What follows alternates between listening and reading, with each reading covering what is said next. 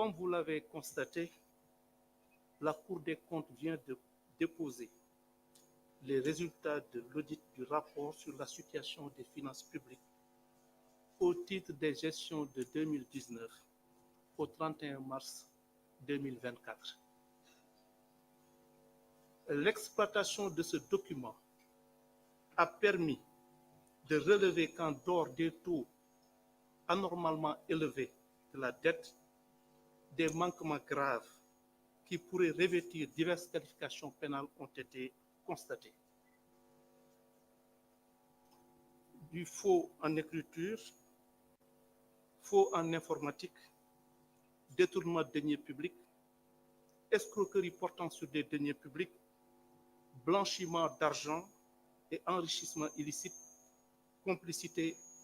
et recel de ses chefs. Ces faits pourraient, à l'analyse,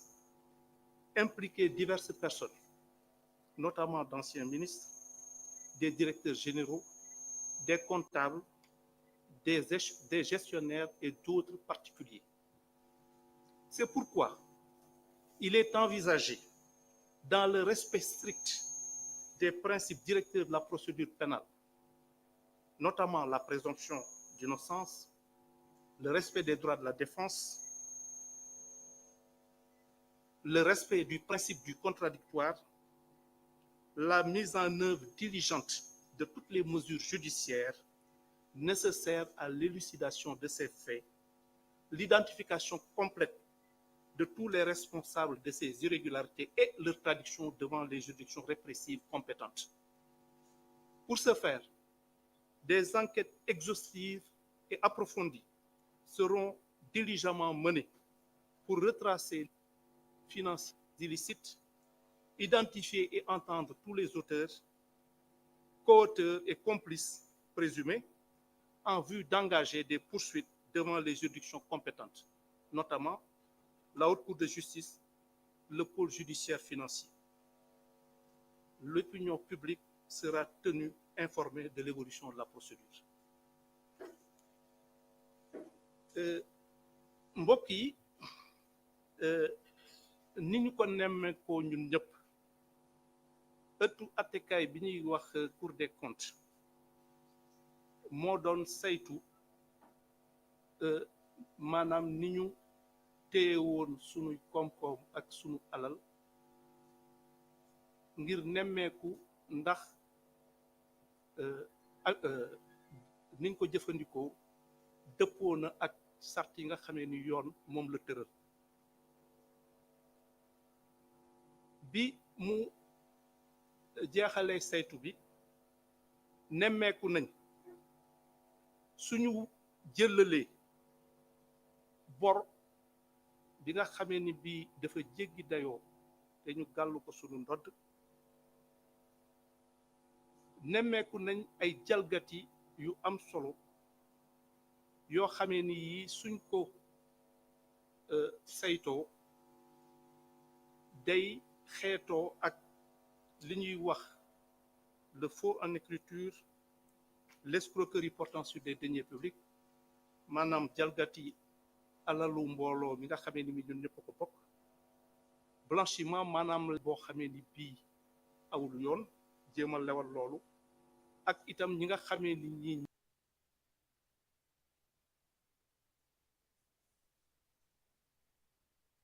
dañ leen ko téyal wala ñu jàppale leen ci jalgati yooyu. Jàpp nañ ni mbir yi tëddee te ñu xam ni Cour des comptes dafa nekk organe de contrôle, maanaam saytu boo xamee ni bii ni ma ko waxee woon ci sa njëlbeen ga c'est une juridiction crédible, maanaam dafa nekk ëttu attekaay boo xamee ni bii anam yi muy liggéeyee day nekk anam yoo xamee ni yu leer naññ la, yu dëppook yoon, ak te it ñu moom seen bopp ba nga xamee ni kenn du leen xolloo fu ñu bëggul xool wala fu dëppoowul ak yoon. te ñoom bi ñu nemmeekoo bi ñu paree ci loolu li ñu jàngat boog ci njëlbeen gi moom mooy mën nañu jàpp ni am na ay kilifa yu mag yoo xamee ni ay ministre yu woon ci nguur gi nga xamee ni kii moo fi newoon, wala ñu nekk ay directeurs généraux de société, ay comptables des gestionnaires ak ñeneen moo tax am nañ yéene bu tar suñu nangulee ñëpp ñi nga xamee ni ñii war nañ leen déglu ci te muy la présomption d'innocence maanaam ñu njort ni laataa na at na li nga xamee ni lii dañ leen koy tuumal ak aussi seen ak seen yelleef ñu sàmmoonteeg ñoom si lu wér am nañu yéene bu wér ak bu tar boo lépp li nga xamee ni lii war nañ koo def wala képp koo xamee ni kii am na ci cër ñu war koo déglu ngir seet lan lañ koy war a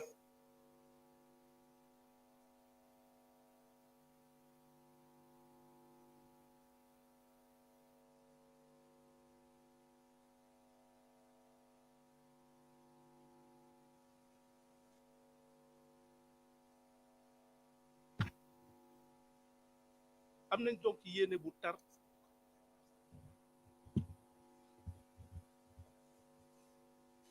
am nañ yéene bu wér boo xamee ni dinañ ko topp saytu ko ci anam yu leer nañ ba képp koo xamee ni kii laale nga ci lépp li la xamee ni yoon tëral na ko walla